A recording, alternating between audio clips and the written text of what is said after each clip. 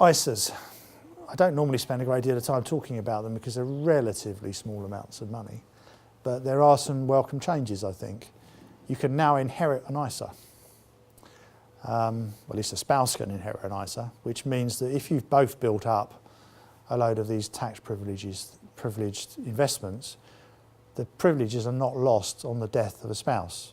The ISAs can continue in the name of the survivor with the tax privileges.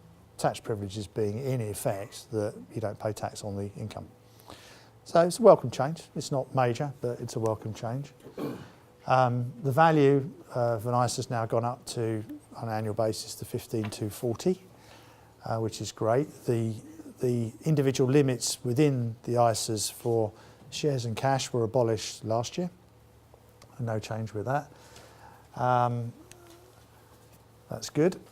But what they are going to allow is for you to dip into your ISA as long as you put the money back. Within the tax year, that's what they're basically talking about. You won't have lost your privileged status in that ISA. At the moment, if you withdraw money from an ISA, if you put the money back in, it's part of your annual contribution to the ISA, so it's part of your 15,240. But if you put the money back into an ISA because you had to borrow it temporarily, it won't be part of your annual limit. So you can still put your annual limit into a new ISA.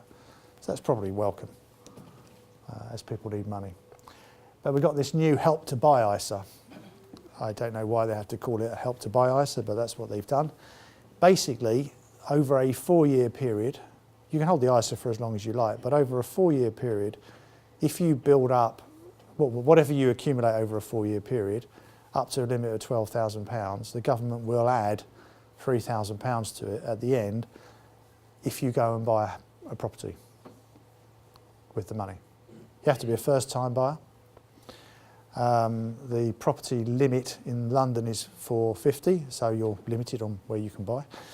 Outside, I don't know where the limit is or where the geographical boundary is, but outside London it's 250. And it's basically just a first-time buyer subsidy.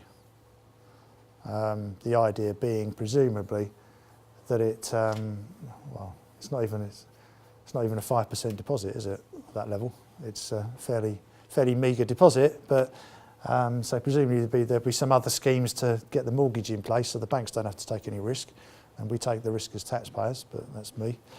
I suppose it's welcome.